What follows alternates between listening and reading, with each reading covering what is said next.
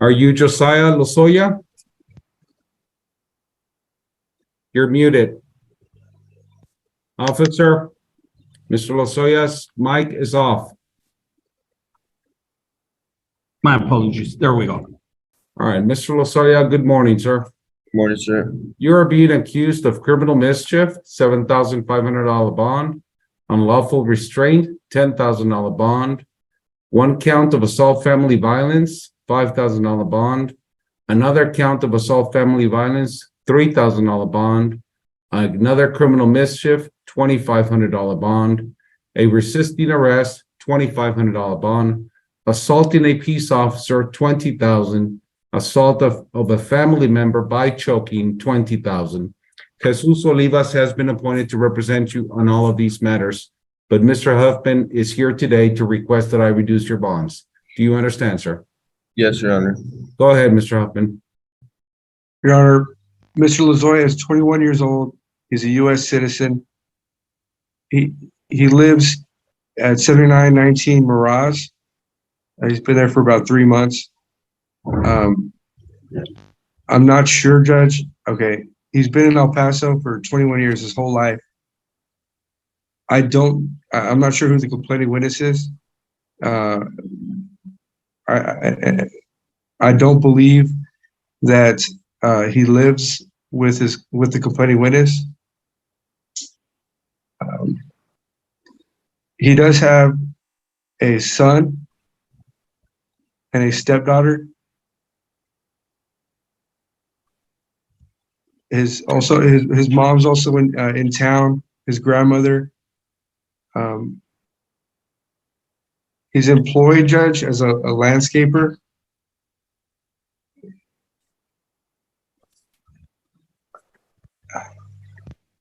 Judge, he doesn't have any money. He has not been able to raise any money towards his bond. And we would argue that the bonds are excessive and he can't afford to pay them. So we're asking for a bond reduction. Thank you, Mr. Ango. Your Honor, the defendants, the instant offenses are very concerning. He's got a juvenile history starting from 2018, where he has an adjudication, 2 years probation for possession of controlled substance under a gram.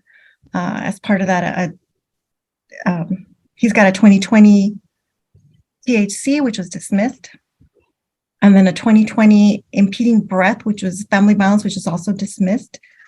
And as far as his pending cases, Your Honor, in one offense, the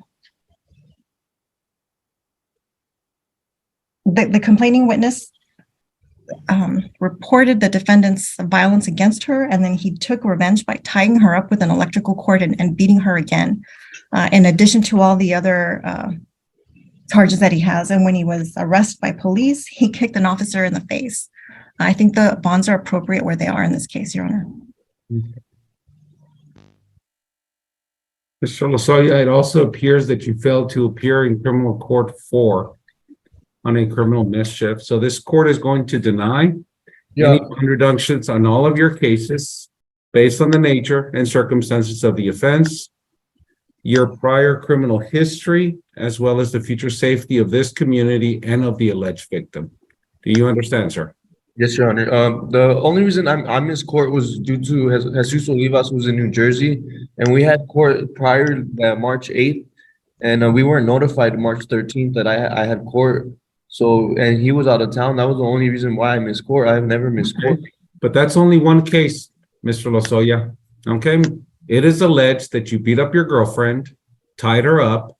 After she was released, it is alleged that you went back on the same day and you choked her. Okay, those are the allegations against you. And then while you were being arrested, you struck an officer. Okay, so talk to Mr. Olivas. Okay, and he'll know exactly what to do to help you out. Thank you, Mr. Lozoya. Thank you. Thank you, Judge. We're moving on to the following floor. Thank you, sir.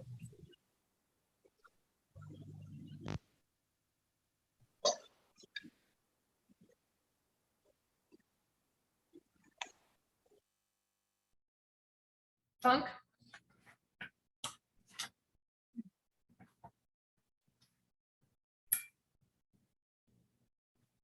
Where are you from, Miss Funk? Where am I from? I'm from Delhart, Texas. I live Okay. here now in Amarillo. Where do you live? I live at 200 South, well, my address is 200 South Tyler Street. Are you registered there? Yes, You are registered there. So if you got mail there, they would accept it? yes, ma'am. Okay, because a lot of people say that's their address, but they're not registered there. And if they're not registered there, they're not gonna get their mail. So yes, ma'am, I do get my mail there. I'll go in and check it at least once or twice a week. Okay, good deal.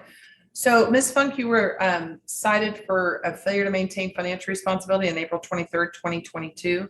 You pled guilty to it on October 6th of 2022. You were given some jail credit. The fine and court cost was $546. You were given jail credit, $300. Your balance was $246. Yes, ma'am. And looks like you just came in last night, so you get 1 day jail credit. Are you working? I'm cleaning houses for 2 people. Yes, ma'am. I mean, it's not a permanent thing. It's just right now. But yeah, I do have money coming in, yes. Okay, what's going on? Why are we not working more? Well, I just got diagnosed with stage 2 cancer, and I just had surgery to have a complete hysterectomy and the tumor removed. So I haven't been working. When was that? In June 16th. You pled to this back in October. That was of last year. Yes, ma'am. I had lost my job that I had back then, and I gave up because there was a whole lot going on. I'm homeless, and it's just all hit all at one time.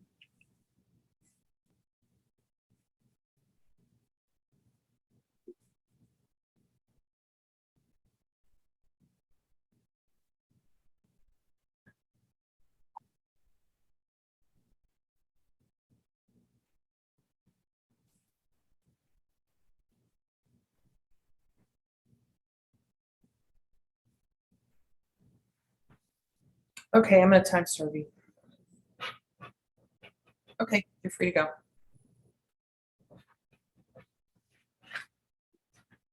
Yeah, the warrant was from October 22, so I think he was just picked up on it. Yeah, he just picked up It on had that. been indicted. Yeah. Sir, what's your name? Daniel Jauregui. Last name? Jauregui. Jauregui. J-U. Yes, sir. Jauregui, Daniel Jauregui. All right, sir. So you have here 2 charges. Okay. You have misdemeanor charge of violation of a protective order with a $5,000 bond, and you have a felony, second-degree felony charge of assaulting a peace officer. Okay. Your permanent attorney is Carl DeCoates. This morning, you're being represented by Ms. Yaldo from the Public Defender's Office. It's going to be presenting evidence on your behalf. After that, I'm going to hear from the prosecutor, Mr. Loving. Then I'll make my decision as to what happens to you. But go ahead, Ms. Yaldo. Thank you so much, Judge. You said it was Mr. DeCoates. Who's his permanent attorney? It's Mr. DeCoates. Okay, perfect. All right, this is Mr. Daniel Jauregui. Mr. Jauregui is 25 years old. He's been in El Paso his entire life. He's been at 9522 North Loop for the past 5 years. He's a graduate from El Dorado High School, and he also did some college at UTEP. He right now is single, and he doesn't have any dependent children. As far as ties to the community, his entire family lives here. He grew up here. He went to school here. One of the more important things, this is a VPO. The CW, he's got an AFV charge. The CW is named Leslie Gonzalez. They do not live together. He lives by himself, and I believe she might live at the apartment where he was arrested at, which is not his apartment. Right now, he's been working at the Melting Pot for the past 6 months. At this time, he only has $50 available to him, so we would respectfully request a reduction to whatever the court sees as appropriate here. Thank you, Judge. All right, Mr. Loving. Let's go briefly over the facts of the case, please. Yes, Your Honor. Officers were on an unrelated call regarding some shooting. They heard yelling. This is at 1411 Bob Hope. They investigated the yelling. One of the officers that was present recognized the defendant and complaining witness from a previous AFV call. They called the station to confirm that there was a protective order. It's still valid until the 29th of this month, Your Honor. They had both parties, I guess, were eating Whataburger, so they said, stop, you guys stay there, you can eat. The defendant began yelling at the complaining witness. The officer told him to stop. He responded with some profanity towards the officer, at which point he did, Your Honor, kind of back up, put his hand behind his back, and kind of prepare for arrest. However, I guess there was some delay. The officer told him to sit down, at which point he became uncooperative, stated he wasn't sitting down. They took him to the ground, and he hit the officer in the knee approximately 5 times using his right elbow. His criminal history, Your Honor, is fairly light. I see 1 prior DWI from San Marcos, and then the current charges, and that's it, Judge. He's got a pending one right now from 2021 DWI, and then that assault family violence is pending right now. All right. Violation of protective order goes to 2,500. Assault on a peace officer or judge, 5,000. That's the best the court's going to do in this. Thank you, Judge. All right, sir. If you're going to post this bond, your attorney, Mr. The court's going to be reaching out to you and is going to tell you what happens next in your case, sir. Thank you. Officer, who's next? Okay, step over here. Have a seat right there. Give them your full name. Hello, my name is Enrique Enriquez. Okay, give me just a second, sir. We'll be here in a second. Enriquez.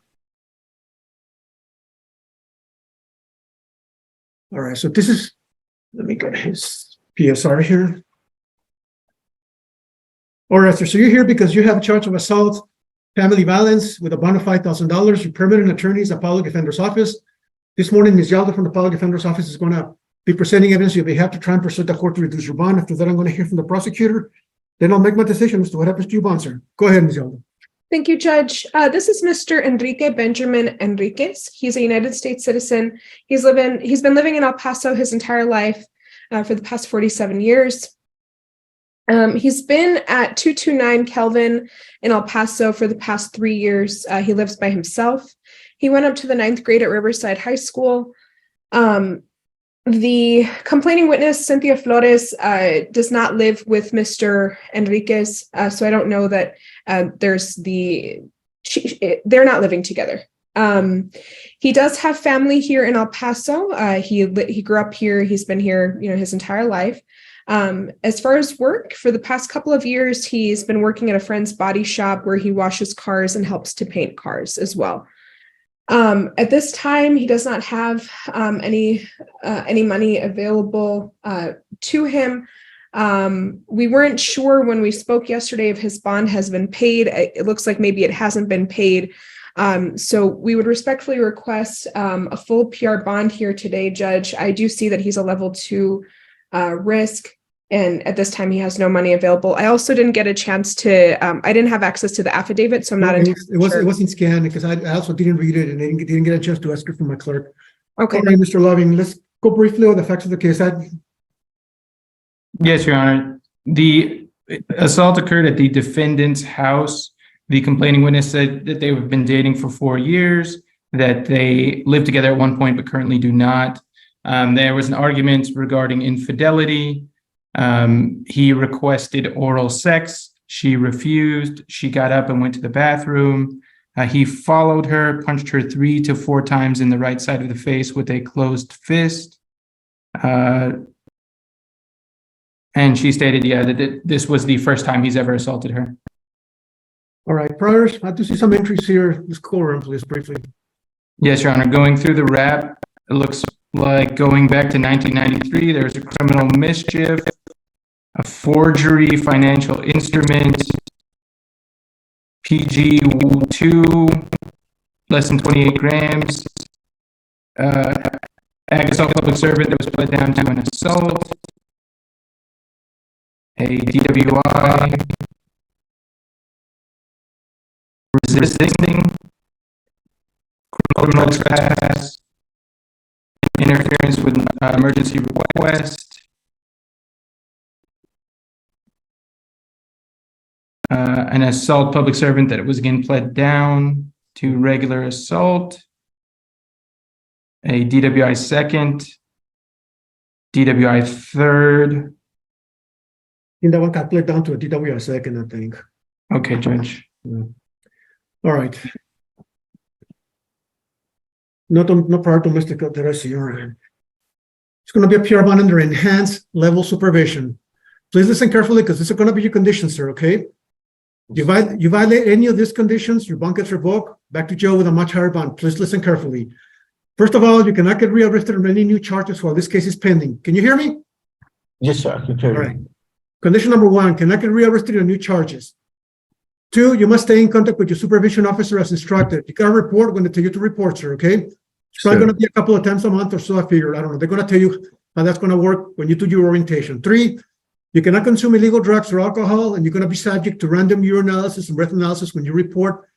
And five, I don't want you to have any contact at all with a complainant in this case, okay? You can have any contact with her, period, during the pendency of the case, okay? What is her name, Mr. Loving? 1 second, Judge. Yes, no problem. Take your time. I know you hop on here at the last minute. Judge, I think I have it. I believe it's Cynthia Flores. Cynthia Agreed, Flores? Judge. Cynthia Flores? Sorry. All right. Yes. No contact with Cynthia, okay? Yes, sir. And that means, no, that's between you and me, not between you and her. Even if she says, hey, let's get together. The only way that gets changed, if you come to court with your attorney and the court says, okay, we're removing that restriction, you can have contact with her again, okay? Do you understand? Yes, sir. Follow those conditions. You're good with us. You violate them. Your bond gets revoked and come back to jail, probably with a much higher bond. That's all I can tell you. Ms. Martinez is going to ask you a couple of questions. Please answer her questions. Thank you, Judge. Mr. Enriquez, is your phone number the 915-215-3757? It's 250. 915-250. 3753, ma'am. Okay, thank you. And do you have an email address, sir? No, ma'am. And do you have a phone number for another friend or relative where we could call you to leave messages in case we can't get a hold of you? Not mentally, no, I don't, but I could give it upon my release, I could give it to somebody, whoever needs it. Okay, so before you get released, I'm going to provide you some paperwork. We need a call to do an orientation on Wednesday, June 7th. You can call your officer and give them your reference then, okay? Yes, ma'am. Thank you, sir. Thank you, Judge. Right. Mr. Loving, Ms. Crespo has left on. Let me see what's going on with her. Ms. Crespo, could you please appear? Thank you. All right, go ahead. Go back to your cell block. Thank you. You're welcome. This is 23VB021140I, Van Buren Township versus Candace Higgins. Good morning, Your Honor. Angela Manor, the people. Ma'am, state your name for me. Candace Higgins. Thank you. Ms. Manarino, today's the day and time set for the pre-hearing. How are we proceeding? Your Honor, we're requesting to have this set for an informal hearing, please. Ms. Higgins, is that an accurate summary of your conversation with Ms. Manarino? I'm not understanding a little bit of this because I don't understand. When I got over in the traffic, I seen the police officer on the side of the road and he didn't have no lights on. And when I was going by, or right before I went by, he turned the lights on. So that she said that he had a car there, but he didn't have a car there, and he must have turned his lights off before I got there. Ms. Higgins, Yes. today is not the time where we'll take testimony in this matter. So I understand the defense that you're saying right now, but the pre-hearing means that you've gone into a breakout room, you've discussed the matter with Ms. Manarino, you don't have an agreement or a settlement, a plea, and the matter will now be scheduled for an informal hearing where Officer Edge will be able to give testimony. You'll be sworn in and give testimony as well. But it's gonna be my word against him, and he's a police officer, so I might as well take the beating traffic. Because I'm don't telling understand the truth. I swear to God, I don't understand. Life. Ma'am, I'm sorry. I don't understand what that means. He's a police officer. Well, he's a police officer, and it's gonna be my word against him, so I'm not gonna beat him. So I guess I might as well take the beating traffic ticket. My brother-in-law, I told my brother-in-law when I got home what happened, and he's a retired police officer for Inkster, and he says no, they can't do that. And now she told me that he had his lights on the whole time, and he didn't. I swear to God, I seen him when I Miss- got there. So But I'm Ms. not gonna Higgins, see my word Ms. against Higgins, his. Yes. ma'am, I'm trying to interrupt you only because we're not taking testimony. I don't have anything in here with me that I can swear you in and take testimony regarding what happened at that date, at that time with you and Officer Edge. And I will let you know that when witnesses come in and they're sworn, everyone's testimony has the same weight for this court. Police officers don't always win or succeed or deem more truthful But than she a told me, citizen. yeah, she told me that Let's he had not, his let's, no, license. no, no, ma'am, no. Let's not get Yeah. into what she told you in the breakout. I'm telling you that if you don't have an agreement with Ms. Manarino and you want to have a hearing where you're going to be sworn in and the officer will be sworn in and whoever else, and we'll take testimony. And if there's video, we'll view video. If that's what you want to do, we'll get a date and time for Mary Ann in just 1 second. Okay, do we get to come in person? Do you want to come in person? Well, I mean, I think might be a little better. I don't know. I don't know. It's your call, ma'am. The court's here. Zoom is for convenience. Some people like to appear in person. I'm here in the courthouse. It doesn't matter to me. If you say, Your Honor, I want to come in person, that's perfectly fine, and we'll set it as an in-person. Do you think that's gonna help? I don't know what, I don't understand it. I mean, I don't see why I'm not lying about it. I'm telling the truth, but she's saying I'm not. Yeah. No, I know. I'm talking about the Ma'am? prosecuting. Yes. So what is it that you want to do this morning? You know what? I don't even think that's worth me fighting these people. I'm just gonna take the impeding traffic ticket. I can't fight police officers and prosecutors. I'm not anybody. So I'm just gonna take the impeding traffic. I mean, if that police officer thinks he's legally doing that, I think somebody should check on him because I don't think he's right. I'm just gonna take the impeding traffic. I mean, I don't understand. Raise your right hand for me, Ms. Higgins. Yeah. Do you swear or affirm the testimony you give in this matter will be the truth, the whole truth, and nothing but the truth? Yes, I do. Thank you, ma'am. You may put your hand down. Ma'am, you understand that the court accepts your plea this morning. You will not have a trial of any kind. Yes. You will not have the opportunity to present witnesses on your own behalf or see and cross-examine witnesses put forth by the prosecutor. Yes, I don't have any witnesses. It's only me. And ma'am, you're entering this plea freely and voluntarily? Yes. You haven't been threatened in any way, promised anything to get you to plead guilty? No. Are you pleading guilty because you are in fact guilty? I mean, I just pleading guilty because I don't think I can beat people. I mean, I'm telling the truth, but nobody believes me, so I can't. I'm pleading guilty for that reason. No, Ms. Higgins, that's not how this works. If I've told you now, at least twice already, that you have an absolute right to come in and have a hearing where you'll be sworn in, I'll take testimony from you and I'll take testimony from Officer Edge. And you say, no, you just want to take the impeding. That is your absolute right, but you don't have to. So when I ask you, are you pleading guilty because you are guilty? And if you say no, that's fine, and we'll schedule it for hearing. It's your decision. She told me that if I take a hearing, that I get the bigger ticket and more trouble, which I didn't even do nothing, but I don't Ms. Higgins, understand. if you're, I'll just be guilty. I guess no, Ms. Higgins, here's the thing. I've asked you not to talk about what you talked about in the breakout room with the prosecutor, because those are settlement conversations. If you want to have a hearing, we'll have a hearing. If you don't want to have a hearing and you want to plead to the impeding traffic as it's written right now, we can finish this plea right now. You tell me. I think I should just be guilty of the impeding traffic. I shouldn't say guilty. I think the correct phrase is impeding, responsible. Ma'am, are you pleading responsible because you are in fact responsible? I'm responsible. Ma'am, is it true that on July 1st, 2023 in Van Buren Township, you impeded traffic? What is impeding traffic though? What is exactly does it mean? You did something to interfere with the flow of traffic.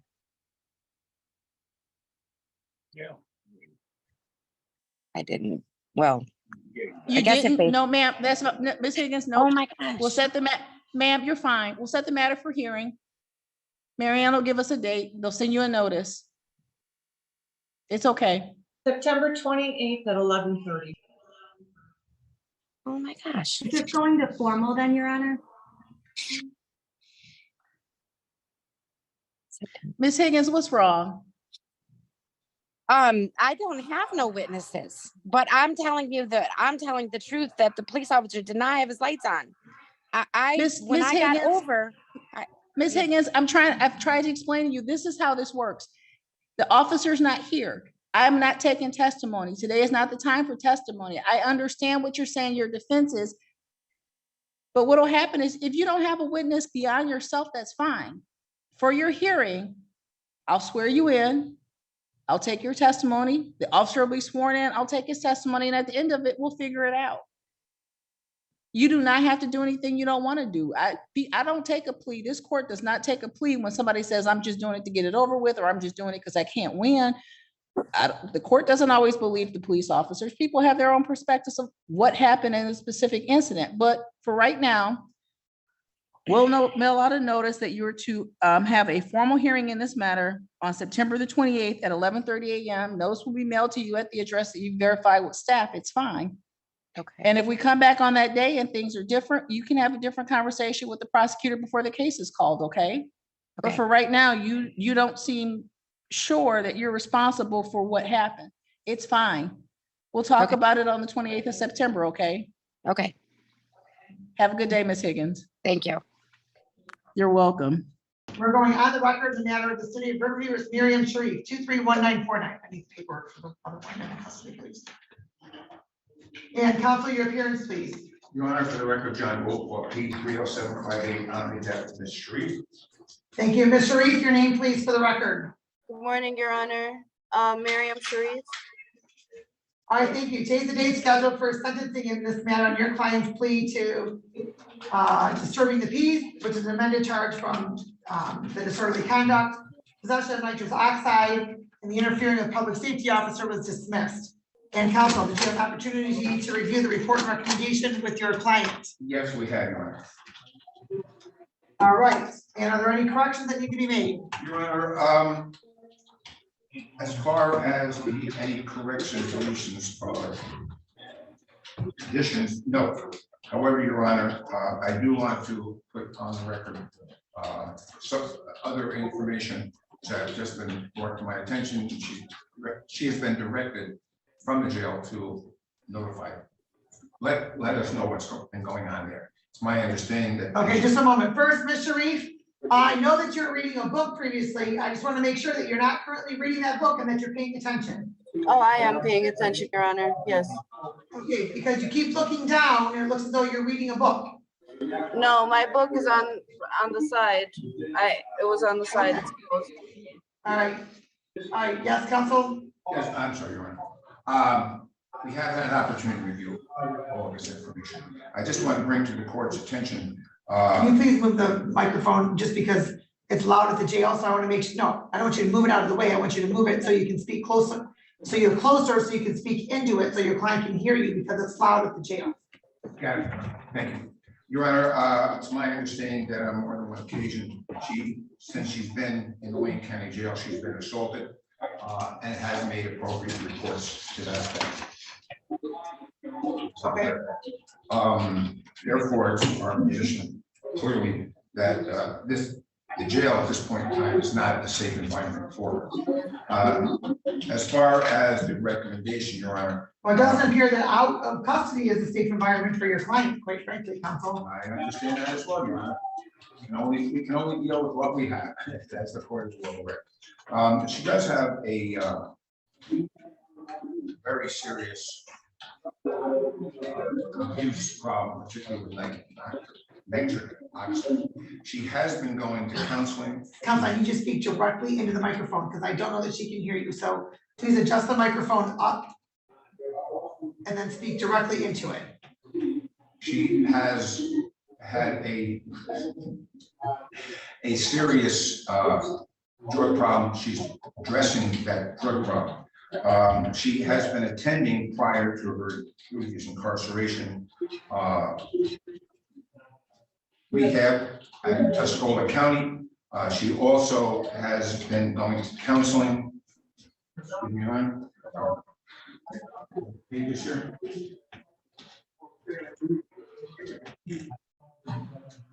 Regarding her drug issues.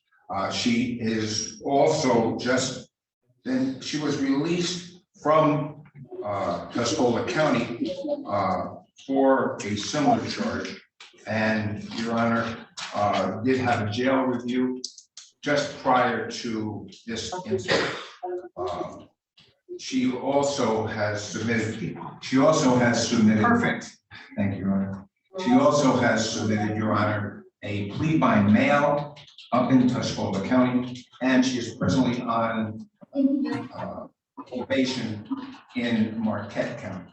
She is a licensed nurse. Unfortunately, because she was in Tuscola County back at the end of July of this year, she has not been given any employment as a traveling nurse. She does have a lengthy criminal record. We've addressed that. She is undergoing or attempting to retain or take care of her children. The recommendation is for incarceration. I believe that rather than incarceration, she needs to get into rehab. She needs to continue to try to get her life straightened out. And rather, she's done 23 days in jail at this point in time on this case, not counting the 8 weeks incarceration in Tuscola County, plus another 21 days that she went through in rehab up there. She's asking this court for a release on a tether to, I'm sorry, there's some question about Naomi's Nest. However, she's hoping that rather than that she would be able to go, I'm sorry, Ms. Sharif, you said instead of Naomi's Nest, you wanted to go to where? Sacred Heart or Lighthouse. Sacred Heart, because she's been there before. She was successful for a period of time coming out of that location. So rather than incarceration, which I don't believe is going to solve her problem, just straight incarceration, we're asking for release on a tether to either share house, or if that's unavailable, then of course it would have to be to Naomi's Nest. So here's the concern, counsel. Your client has been dealing with substance use issues since 2014 for sure, if not previously. And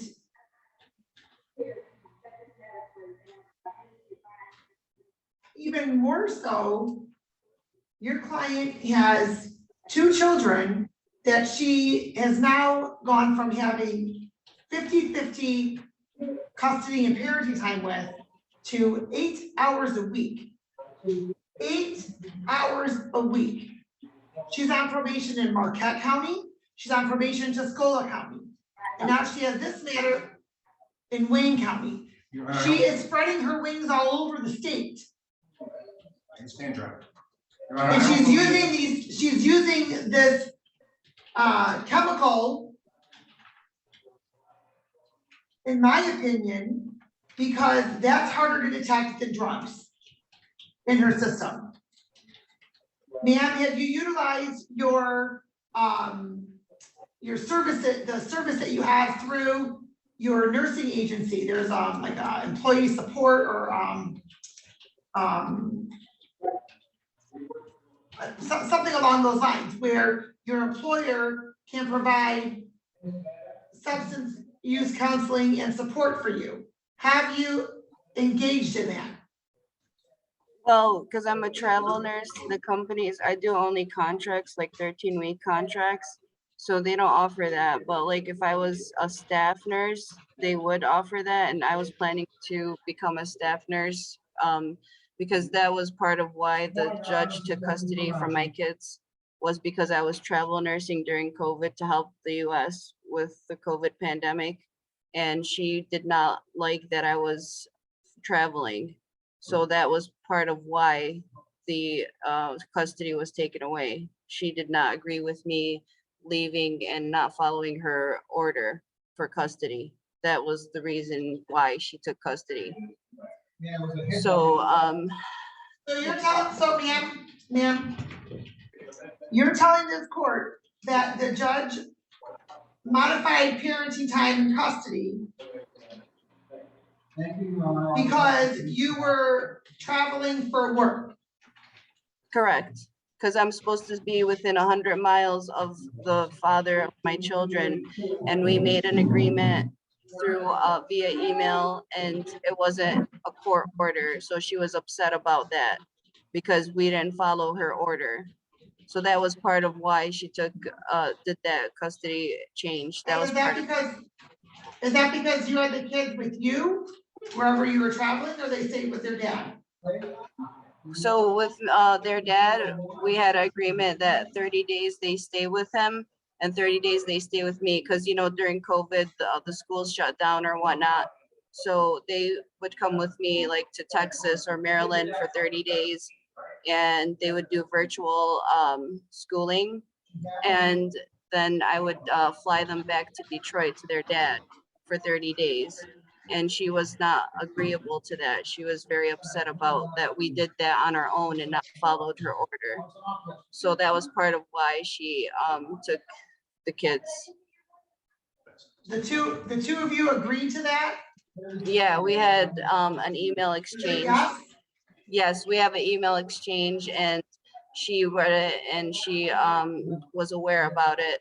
And pretty much she was very upset about it because she said that we didn't follow her order, that, you know, to stay within 100 miles of each other and whatnot, that we made our own order between each other and not came to And her so, with it. Ma'am, what, and so who's your judge for that matter? Tastani. Okay, and when did that all get modified? That was March of last year. 22? Yes. Which conveniently enough, you had. No, I'm sorry, April Your 20 Honor.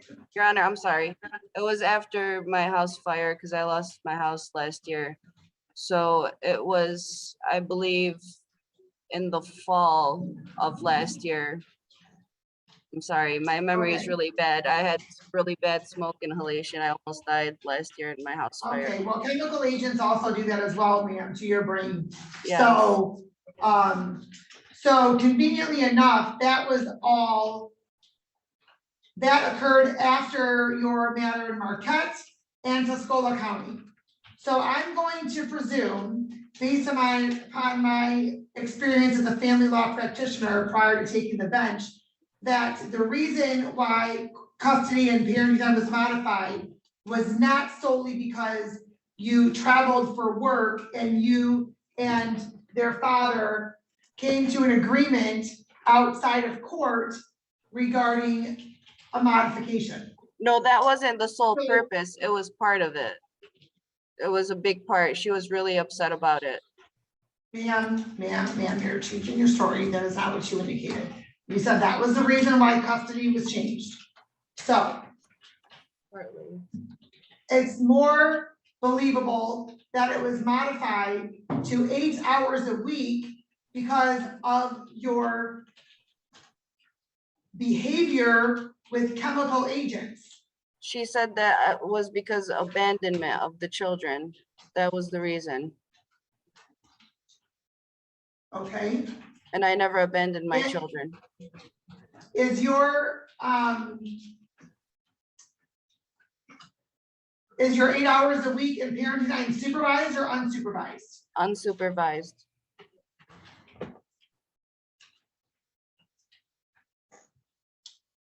And my ex-husband has a very long domestic violence history. I was married at 16. and he abused me and stabbed me, and I pled the fifth so he doesn't go to jail for 30 years. So I see a counselor for domestic violence and substance abuse weekly at Access in Dearborn. And I left him after I became a nurse. And how long have you been a nurse, ma'am? Since 2016. And because I divorced him and took off my scarf, my family cut me off.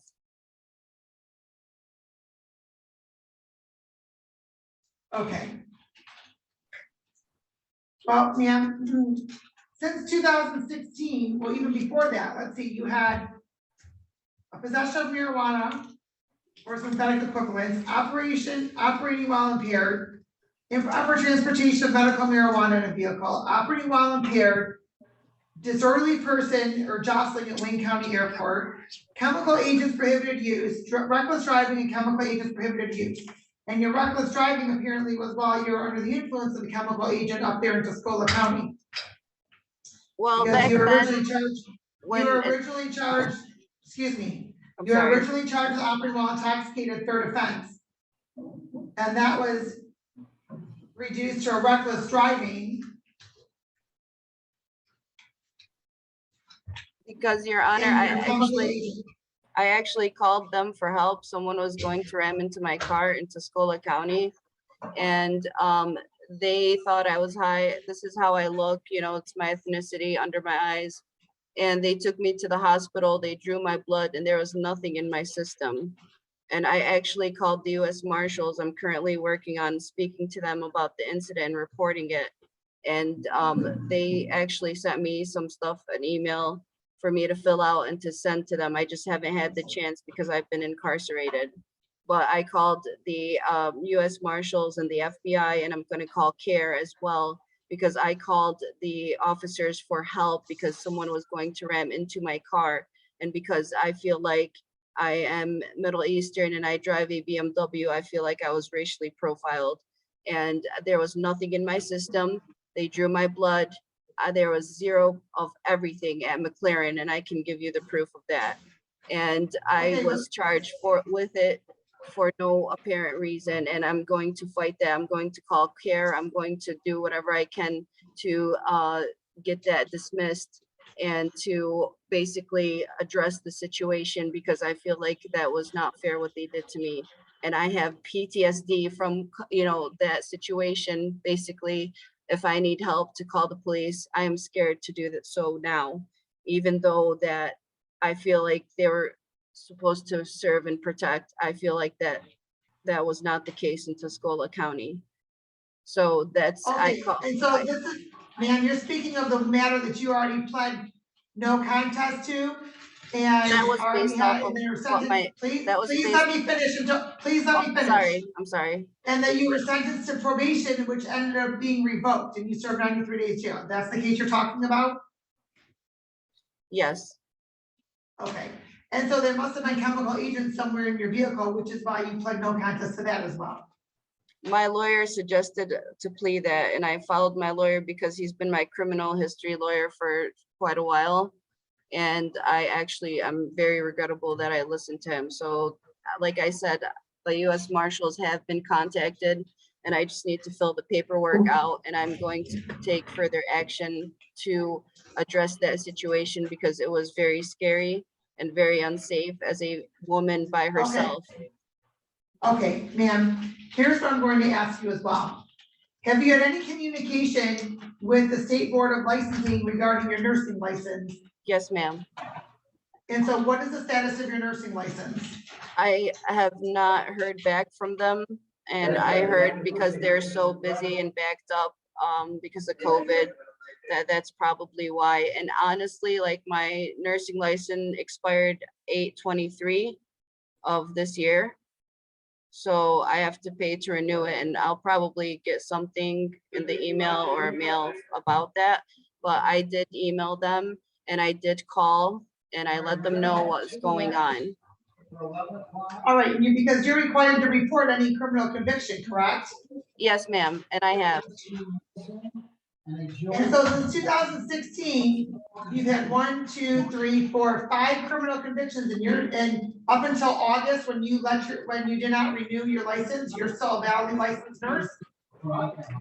Yes, I actually, my brother was murdered in 2015, and that's why I became what I became at the time.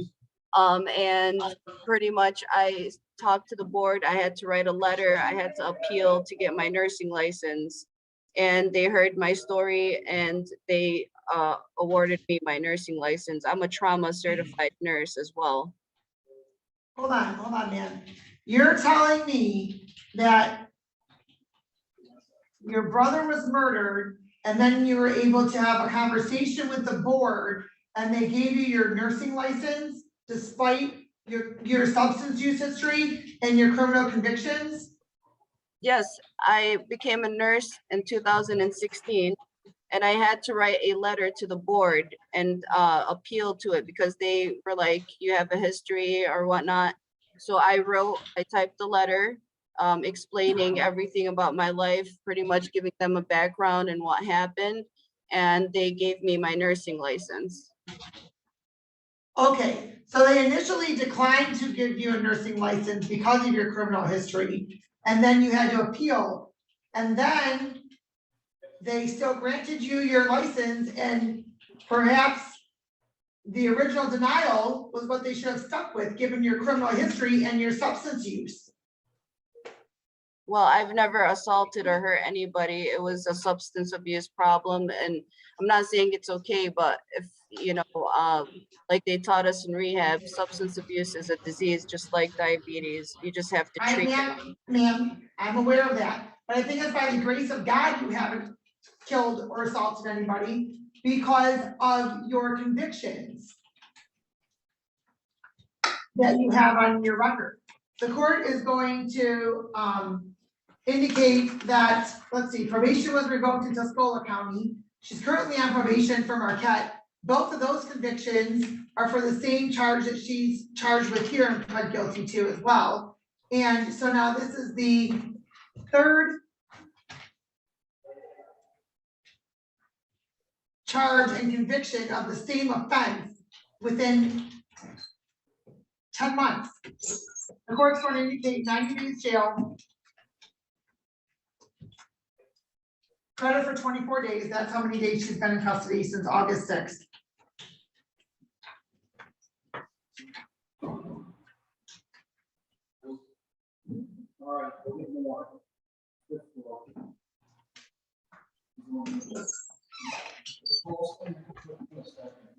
And that's on count A. As count B,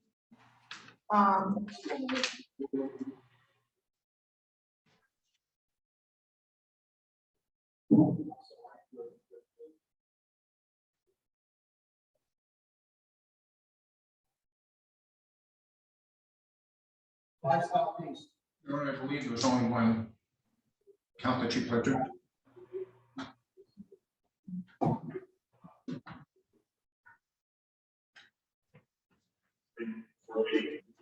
yes, count A. Count B is civil infraction. So, all right, and at this point, the court's going to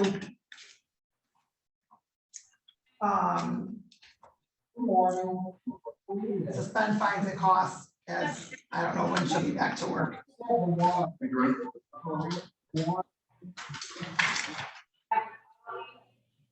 All right, ma'am.